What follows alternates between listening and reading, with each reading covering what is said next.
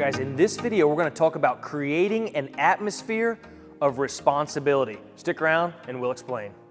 What's up, guys? My name's Aaron. We're here in our Shop Exterior Pro.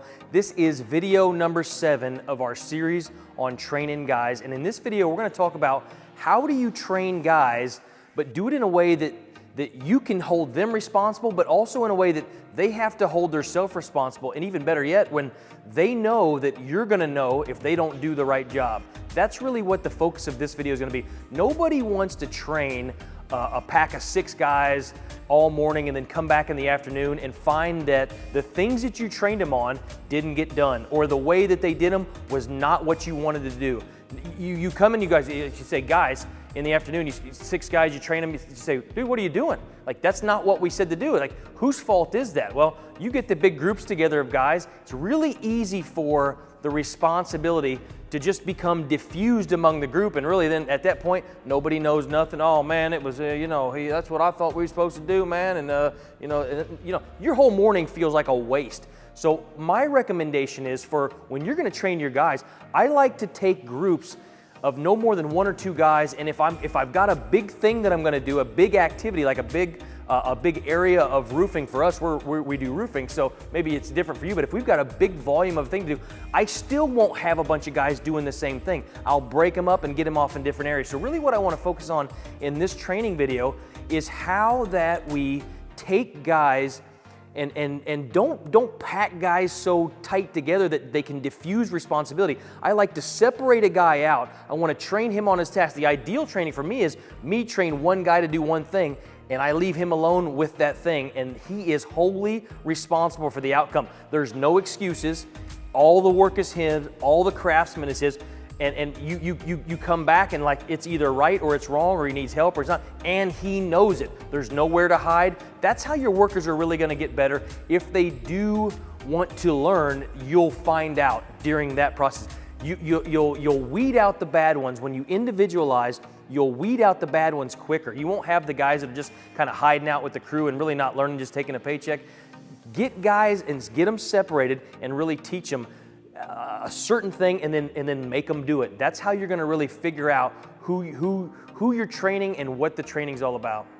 All right, guys, another big benefit to getting guys separated from the pack, so to speak, getting a guy off to the side, getting him trained on an activity, letting him rock it. Not only do I think it gives you a chance to see if he's actually gonna do the job, but it also gives you a chance to give that guy all the credit when he does a good job. So I think that top performing type guys, the kind of guys that you want in your company, I think they like individual responsibility. And when you say, hey, look, man, you're gonna get a shot to do this task all by yourself. So win, lose, or draw, man, if it's right, you get all the glory too. So it's not all of a negative side to split a guy off by himself and let him do a thing, because if it's right, man, pat him on the back, he gets the whole cake, he wins the money, he's the man for that day. So it's a good way to build guys' confidence faster than saying, oh, you 3 did a real nice job on that thing. Well, I don't know. It's a big confidence builder when a guy knocks something out by himself.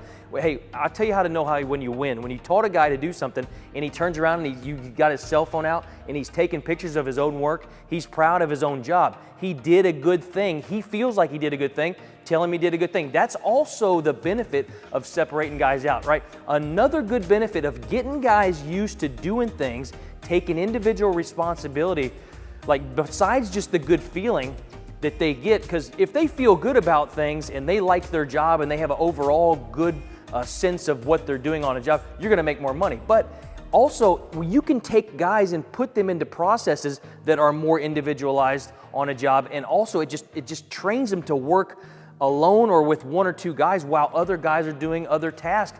It's not, I hate to see companies where it's like 4 and 5 guys do the same thing, and then 4 and 5 guys do the next thing, and then 4 and 5 guys. It is so inefficient to see that happen.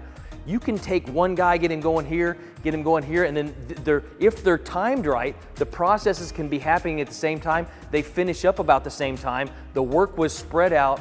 It was individualized, but it was still in a team with a team effort to complete the entire job. That's really where I think that construction companies really set themselves apart. If you've got to have 4 or 5 guys do one thing, you don't have the responsibility, it's slower. And then the real negative part of that is you got 4 or 5 guys, they knock that thing out very quick. So then they're changing gears a lot more often than if you put a guy Like in our example, like if we're gonna do a flat roof, and I'm just gonna use this example, we might have a guy taking on flashings, but there might be 14 or 15 different flashings. Well, that guy's gonna flash everything that day. He's gonna do every flashing on that job. And there might be a guy working on parapet walls. He's gonna do every parapet wall on that job. And I'm not gonna let the guy from the wall jump down to the flashing, or the guy that's doing the welding jump over and start doing the walls. That's not what's gonna happen. We're gonna break the guys out, get them going on their task, and they're gonna run those tasks. And then if, let's say we're on an inspection and there's a problem with the flashing, hey, they all know that we're all gonna know who did the flashing that day or on that particular job. We all know. There's a sense of accountability when you get guys separated. So when you're doing your training, I would try to think about how, if you're the boss, how can you break these guys up in ways that doesn't just leave a guy moving a pile of, you're not gonna dump 3 triaxles full of gravel and say, all right, man, you're gonna move this rock by yourself. That's not what I'm talking about.